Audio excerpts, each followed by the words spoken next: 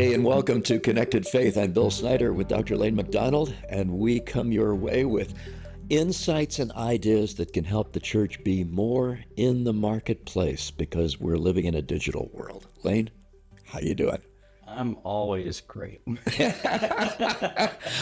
I'm so glad that we have a guest today, Alex Lyons, originally from the Chicago area, now working with a group of churches in South Carolina, has been in media for a long time. And we connected especially well, Alex, when you spent time in Manila, Philippines with Asia Pacific Media. And I can say it publicly, thank you again. You made a difference. Welcome, Alex. I'm glad to be here with y'all today. Tell me a little bit about your journey in media. How did this begin and what you're doing right now?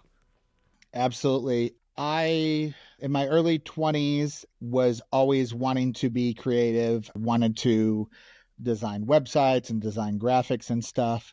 Found out early on websites involved, back then at least, writing a lot of code, and designed a bunch of graphics for my church, a local church, and it was a pretty large church. And the junior high pastor at the time said, "Hey, can you work for me for 10 hours a week to make some graphics and some videos too?" And I said, "That's a job?" I didn't really know that that was a job. And so I've always been fascinated by people's stories. I grew up in foster care, and I don't have any pictures of myself growing up. And I decided at one of the foster homes that I was at, my foster sister was graduating high school. And so I cut together like all this VHS footage of her graduating. And then I showed it to this junior high pastor, and he was like, "Hey, yeah, you should work and do this." And just if being able to document and being able to just be on the other side of the camera, document and hearing people's stories, and being in rooms, honestly, sometimes never I should maybe even be in because of just my position or wherever I'm at. So that started a love of telling stories through the local church. That church came to my side as a young 20-something and really provided mentorship and a career path, taught me a skill to do media. And I've been in a variety of media ministry roles over the past 20 years in Chicago, in Tennessee, in the Philippines, and now here in South Carolina, serving churches where we have a group of 2,100 churches that we want to help each of those churches advance the Great Commission together. And a lot of that, since COVID, obviously, has been intertwined a little bit more with technology and storytelling and digital media specifically. So I'm, as Esther would say, for such a time as this, I moved 10 days before COVID started. And so I rolled up my sleeves early and got to work. And it's been 5 years now, and I'm loving it, man. COVID was a surprise in that it accelerated us so much in this whole digital space. What were some of the first things that you did to try to encourage churches? We've got to look at ministry differently. You know, most churches in general are resistant to change.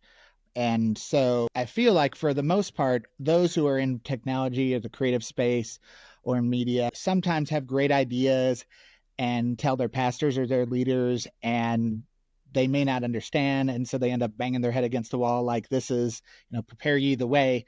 And so when COVID came, and me being in the spot that I was in, like 10 days in, I got a lot of influence very fast and got to be in front of a lot of people very fast.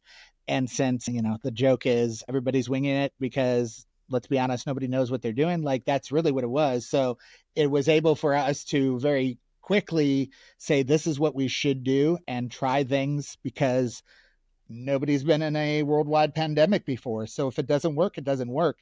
And so it allowed opportunities, tell leaders that, ideas that they wanted to do forever, that now is the time to execute. And so, I mean, when we encountered people, broadcasting their services upside down, we encountered, just a lot of, just like, the radio in the parking lot. But, obviously FCC would have a lot of things about that. You can't just like do that. So we encountered really fast just trying to bring people up to speed of the, how to stay connected in the midst of this pandemic, that digital community in and of itself can be a community. And, that's kind of took some killing of some sacred cows along the way to just even have the brain space to think it through as a digital community, and a community online can be a way to grow, encourage, disciple, etc. So that's kind of. You are really speaking my language. And we've tried to affirm that at different times in podcasts. But now it's 5 years later. COVID is over.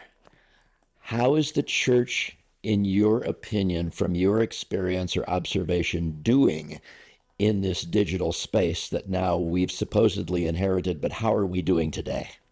I think that is a question of what is, in our context, the question really is what constitutes church and what constitutes community. So I would say that the reason why I use digital community versus digital church is because, if your belief per your orthodoxy and per your dogma of, the church is where you do, the sacraments of baptism and communion.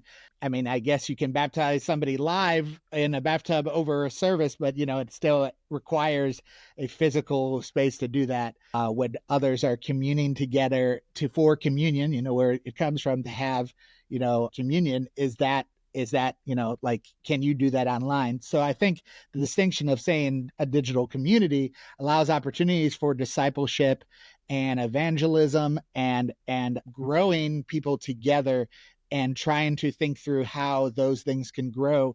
And so encouraging people to meet together in those capacities still happen. I mean, we've seen a lot more staff choose digital employees and just kind of opening up that arena where when I first moved here, everybody had to physically be here in the office.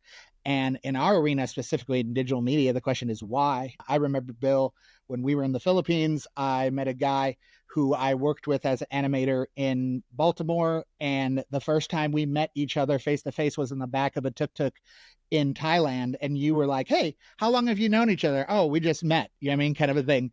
And I feel like there's much more of that opportunity now where churches are using people, even allowing opportunities for flexibility for their staffing to be able to allow them to hire and utilize resources that are not tied in directly to the local body. So that's kind of the trend with staffing that I've seen. Like here in the building, half of our staff now are remote only and only come to the office like maybe once or twice a month.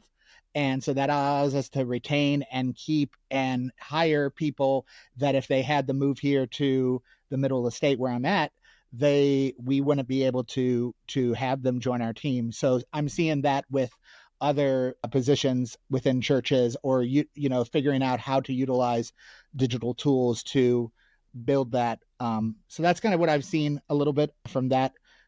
Are you seeing churches develop creative ways of outreach through digital? And then I want to go back to the important word that you mentioned is community. But let's first look at the area of outreach.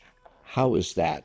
One of the things we're doing here, and so the 2,100 churches that we have here in our state, we have a lot of small churches. The average church size is probably about 70 or 80. And so they don't have a very robust media team to do things. So we try to provide content for them to help them in some of that. And so one of the things we made was a website where it helps tell people stories of who are native South Carolinians, their encounters with Jesus. It's called The Jesus Change, thejesuschange.org. And with the goal to then drive people to a local body utilizing geotagged of where they're at the website versus their IP address. And then obviously through pre-rolls in YouTube or in soon on online platforms like Hulu or Amazon or etc. It's very similar to another campaign that you may have seen that was evangelistic in nature and got a lot of press and was very large. But we think the difference in our campaign is that we're trying to drive people towards a local church to have that community and have the ability to meet together versus, okay, you got saved, now what? There's no follow-up in that. So that's a resource that we offer to our churches to do that. And we've been trying to really have these events that are, we call them one nights, but they're very more mass evangelism events where traditional, maybe revivals, I guess maybe you would say, contingent upon what you call them. But we are entertaining, and in the initial processes to figure out what a digital one light would be. It would be safe to say that, last year, online gaming, for example, has done more business than film, radio, and major sports kind of combined. And so trying to figure out and leverage how to engage in those digital communities online through Discord, through Twitch, through things of that way. Because we had about 10 youth pastors come through for a cohort here the other day. I just asked them, how are y'all game? And it was like 80% of them said, yeah, I do this. And the other one was like, yeah, I'm on a Smash Bros esports team, which if you don't know what that is, esports is a competitive gaming thing that honestly started to take off during COVID because you can do face-to-face sports. So these video games that are maybe a little bit more competitive in nature started to rise with teams, and, teams brought viewers brought eyeballs brought marketing and ad dollars. And so thus that kind of grew from there. So how the church can be a part of that. We have one of our pastors who was a church planner during COVID, and he essentially transitioned his church to be all online. And he is now every year going to TwitchCon and having conversations with the chief marketing officer of Amazon and about how Amazon can engage in the faith-based communities through their Twitch platform. And Wendy's is trying to figure out the same conversation. So if there's people in the church that are for the first time if the Wendy's doesn't have it figured out, and we're trying to figure it out, I think that's a good place, because we're not lagging behind as much as maybe Christians have traditionally.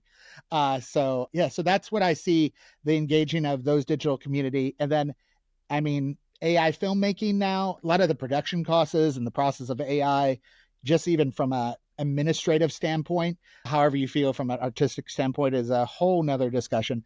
But being able to work smarter and not harder, and utilizing some of these digital tools to, work faster. A sermon clip of a 45-minute sermon, I used to have an intern that would cut that together, and now in like 5 minutes it will take out the best parts and pull out the clips. And now churches can do that for $10 a month versus finding a junior hire or finding a high schooler to edit it, or it just is kind of a turnkey solution. So I would say trying to leverage online communities through platforms that exist to find these pockets of people that are engaging with each other online, building evangelistic resources to try to bring people from traditional broadcasting or from digital streaming services as ads to then bring them into the local church, and then toying around with the whole monster animal that is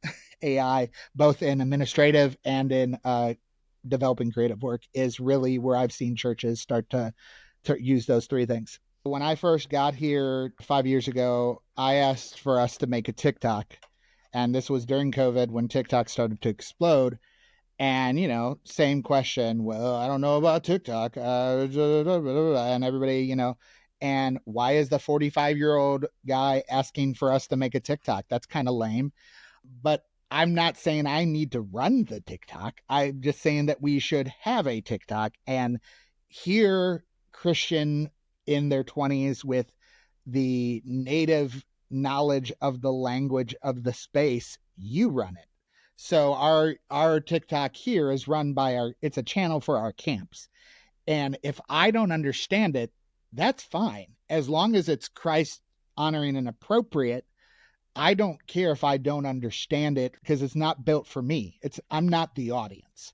So if we're equipping college kids that love Jesus, that are fundamentally solid in their faith, if we don't understand a lot of the things around it, I think that needs to be okay. Just like generations before us maybe didn't understand, there were worship wars about guitars and drums, and this is nothing new under the sun. It's just like the older generation is not going to understand what the newer generation is doing necessarily.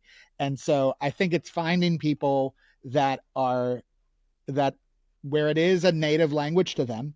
Our college pastor says that I think there's a misnomer that a lot of college age and young adults are consumers, but not producers. So just giving a TikTok channel to a 20 something because they are 20 something doesn't necessarily mean anything. Just saying, oh, you game, let's do it. It's finding somebody that has a strong Christian influence and Christian witness in their 20s that will be able to separate the wheat from the chaff in chat when it needs to be what it is, and finding other mods and other people that are a part of the community to help make sure it's a safe place. What I'm hearing you say, Alex, is train, identify, train, and release, and not try to over control. Yes, sir. Yeah, I would say that.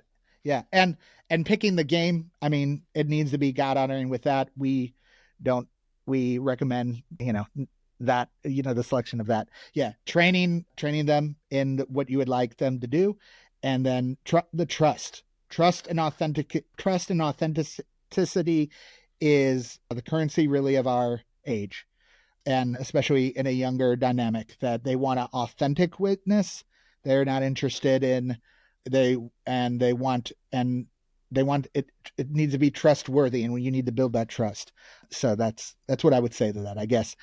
Regarding the AI component, humans are humans and machines are machines. So our group, we came out with a little resolution statement about 3 years ago that was the first body that said what we first religious body that had made a statement about AI.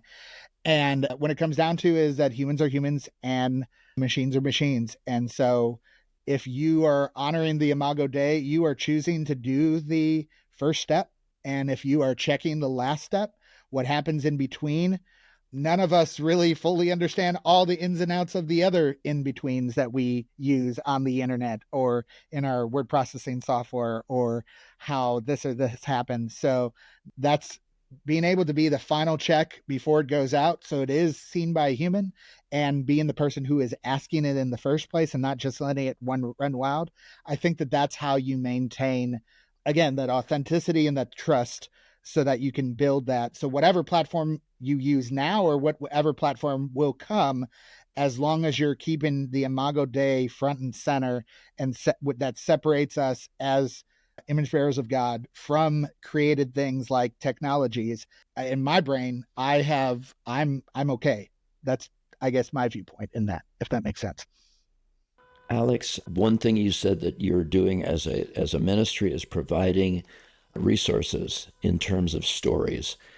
How are churches using those stories? And especially, what is the follow-up vehicle that you recommend so that it's more than just watching, there is actually engagement and then contact? Yeah, so as I said, the Jesus Change is a website we launched last month, so we're still in the infancy of this as of this recording. That we launched these stories with a form that then a person can fill out either by a QR code on the camera or on the broadcast that they can see, or on the website if they watch it through the website, or click a form on the YouTube reroll. That form detects their IP address, and from there it finds a South Carolina church in our network that is close to them, and then from there we hand it over to the church for them to follow up. So that's kind of how we do it. We are a network of churches that are all autonomous, and so at our level, we can't say, "Thus saith the Lord, you must do this," kind of a thing. But we can set them up for success as best as we can by saying, "Here, these are 5 people that are in your area that are interested in learning more about who Jesus is," and trusting that, again, trusting that they'll be able to follow up in the appropriate manner to grow them. You're a consultant. I'll put together a hypothetical. You're a consultant. You come into a local church. The church is probably 150 people, and they want to do things in the digital world, but they really don't know exactly what to do, even what platforms they should be on. Could you walk me through in a couple of minutes? This is what I would suggest them doing step by step. Absolutely. So I would say, what's your goal first? I mean, what are you trying to accomplish? Is your goal impact, or, more attendees, growth, Like what is your goal in that? And then from there, it's considering your audience in light of that goal. So who are you trying to reach, and what do you know about your area specifically? We have a resource here, allows any of our churches to use and find out, okay, this is how many families are here, this is how many houses there are, there's all that demographic area, and then based upon that, developing a strategy to reach those people. So if you find out, okay, wow, there's a lot of school-age children, or there's a lot of lower socioeconomic here, then figuring out from there, what is the felt need that your audience needs from that arena? And then from there, what platforms are they more likely to use? And then sticking with that specific platform. I would say that if you're just starting out, you need to just be authentic, but you also need to be consistent and pick one platform and stick with that. Don't try to be all things to all people, but you still only win some. So I would say that the best per se bang for your buck is to pick one platform, at least as far as social media is considered, and based upon the demographic that you're trying to reach. So if you see there's a lot of soccer moms in their 40s plus, you may want to go Facebook, or, a lot of boomers, you may want to go Facebook. If you want to, there's a lot of millennials, you want to maybe go Instagram. If you have you're in a college arena, you may want to go with a TikTok space. And then from there, building a strategy where you have consistent content. One of the things that is kind of a thing in the creative space for churches is this 1/167 rule. There's so many churches that spend so much time, effort, dollars, etc., in 1 hour a day, 1 hour on Sunday. And there's 167 other hours that you can minister to your community through digital methods. So a simple way is, like, if you record your sermon, for example, using something like OpusClip or SermonSplice or some of these resources, you can then split that into content that you could generate throughout the week. What we tried to do is, at some of the churches that I was at, we kind of had a 1-3-3 rule, where Sunday was all about what's happening on Sunday. Monday through Wednesday was reflecting on the past week, maybe follow-up questions, quotes, asking questions that are trying to meet the felt need or responding to something that happened. And then Thursday through Saturday is like looking forward into the future. So just that simple division of Sunday, talking about what's happening there, and then Monday through Wednesday, Thursday through Saturday gives you a nice little outline per se to divide your content into. Let me pause for a minute and say, this is Connected Faith. Alex Lyons is our guest. And the beauty of this podcast is this: you can rewind it, you can listen to it again, because there's so many good things you've said in 2 to 3 minutes in different segments of this. They need to go back and listen again, because you've just run through it because it's a part of who you are. For many people that are listening to this, oh my gosh, what did he say? It's kind of like me with YouTube on a Fix-It channel. I need to watch that Fix-It 5 times to get it. So take advantage of that. Do that, because there's some gold in these hills here as far as what Alex has been sharing about your local church and the outreach and the discipleship type of approach that you can have. Layne. I've got a pretty deep dive question, and it's deep in the fact that I'm going to ask it about almost like a DNA change of a church, right? So in the past, you would have like a media director or someone that did live video and all that kind of stuff. You had the pastors, they did all the, the sermons, in-person teachings, the counseling, and all that. You're talking about a digital community, right? And very communication-based community. Whereas in the past, it would be a Sunday bulletin, an email, probably a text message to a group. But we're not talking about that. We're talking about almost a societal shift of thinking inside of a church, that there is a need for another group of people within the church that runs a digital community ministry, much like AP Media, right? AP Media is very online, teaching people how to multiply the message, and they're very Facebook based because the majority of the world is free Facebook, free Messenger, and all that kind of stuff, right? Yeah, moving into WhatsApp, Instagram, those Very types. Yeah. centric. So you've already talked about meet people where they're at. So they'd be very WhatsApp, Facebook-esque companies running the stuff, Instagram. Talk about what is your thoughts and how would you go about communicating to a ministry, deacon board, all that kind of stuff, the need. And I've heard this from multiple pastors too, because they're like, I'm busy doing sermons, Yeah. I'm busy doing counseling, I'm busy scheduling this and that, and most of them aren't technologically savvy, right? That's not their thing. That's why you have a media director. But now you have the media directors going, I'm getting ready for this event, I'm getting the stage ready, we got a big event coming up right now that's Right. a live performance thing. They're doing the live production stuff. That's where I kind of put a media director. You need to have a communications director, in my opinion. So I guess what I'm trying to ask is, what's your insight on that? How would it look? How would you get that started? And how do you communicate that need? Because communications directors aren't exactly, media directors aren't communication directors, right? Or digital community overseers or directors. So talk about that in your experience, and how can churches rethink or rebuild and restructure in that kind of way, even if it's just your community at large with geotagging, with just saying in this zip code, if you're not a missionary-based group, like we're a huge missionary church here, right? But a lot of churches are small, and they need to focus on building and servicing their community, just that right now.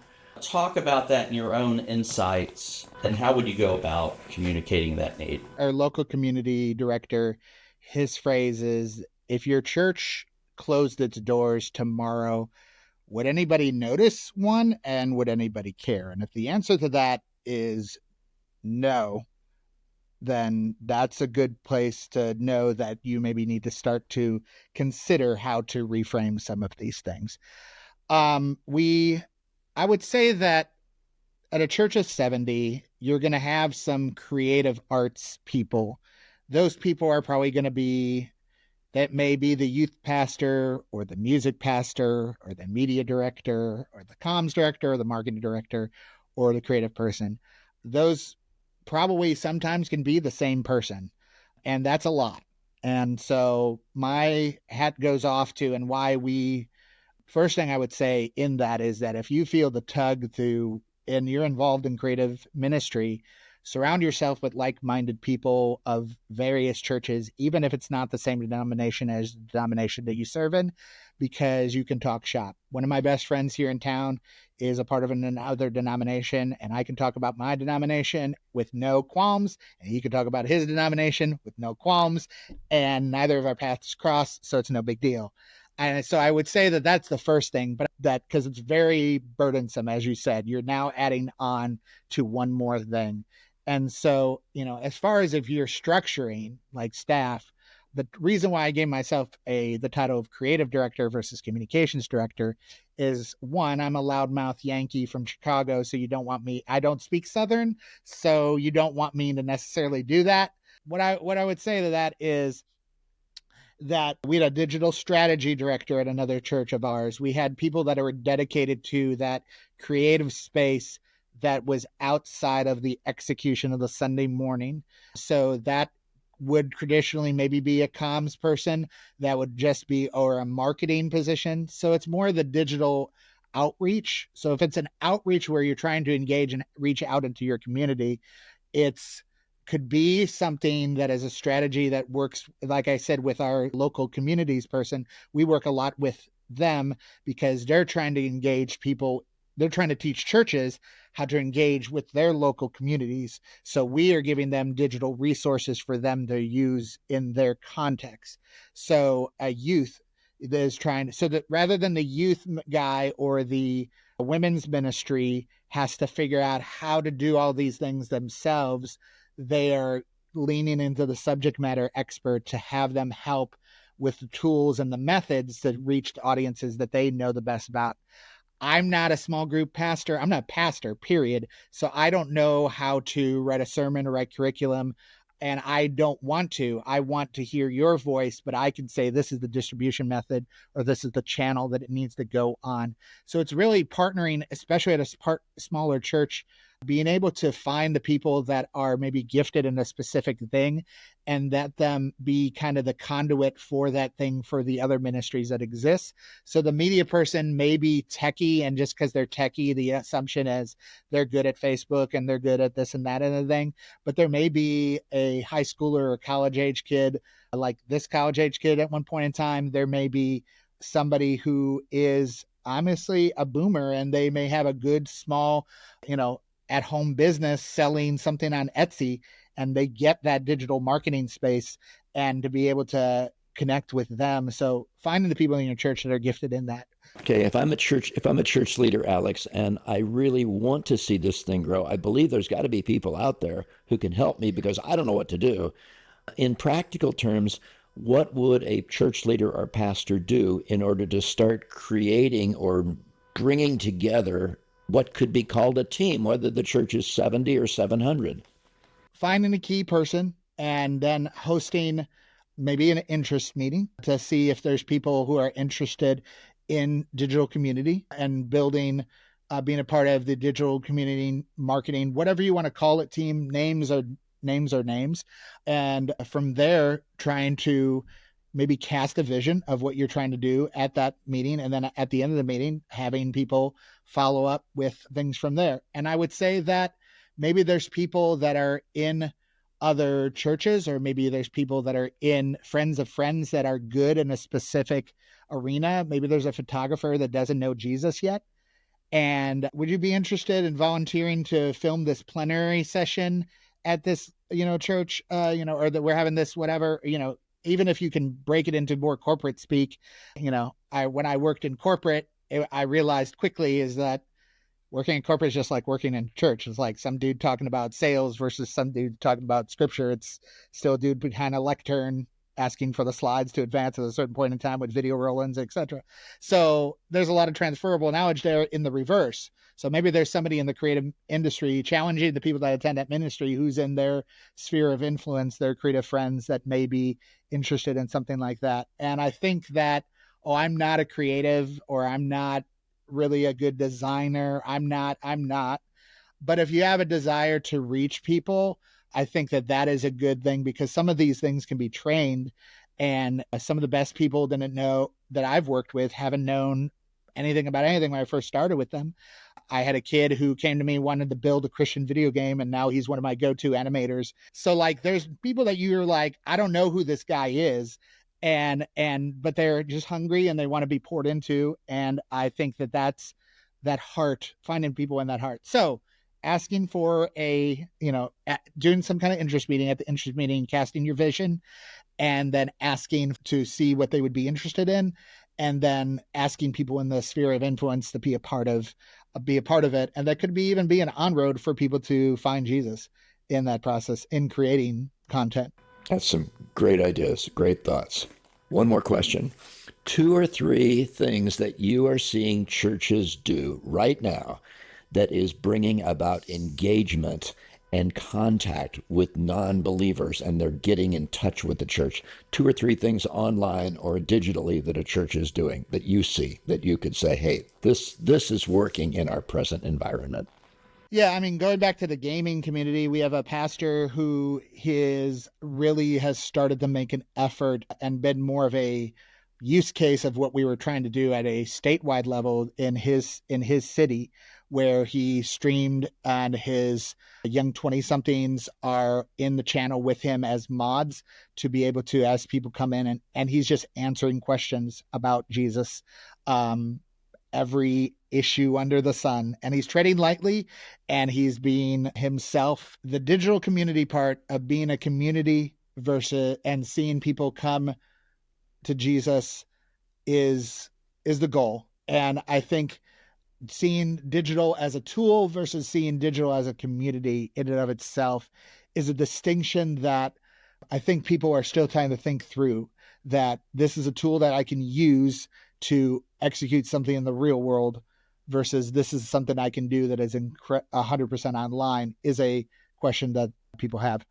In our context, a lot of the things that people are using a lot of digital marketing and using Facebook to draw people in, being knowledgeable of the culture, being in the world, but not of the world. So seeing a lot of younger churches participate in the conversation of what's happening in their neck of the woods or whatever trends are happening, and then having a voice within that trend. One of the biggest things that blown up, at least at the time of recording, has been these AI selfie videos about Bible characters. And so, like, hey, it's Daniel, or hey, it's whatever. And so like that is to an unchurched audience, like that is something that like that may be the first time they know anything about these characters and gets their introduction to that.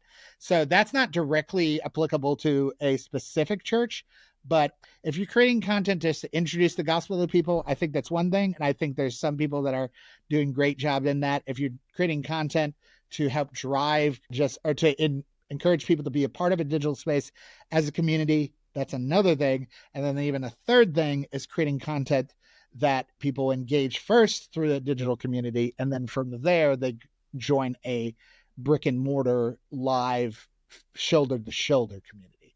And so I would say that just even figuring out that, I'm going to be offensive really quick, so I apologize. But if I see one more social media post saying you don't want to miss this, like, what if I do miss it? Like, there's so many social media platforms that are there just to sell, when really a social media platform, to your point of social, should be there to serve. And if it's just another bulletin board, any more than the ads that you auto skip, my 5-year-old recognizes that there's this YouTube ad on the Paw Patrol thing he's watching, and he's like, oh, it's just an ad. So he's mentally turned it out that he knows that this is an ad. I'm not even paying attention. I'm going to skip.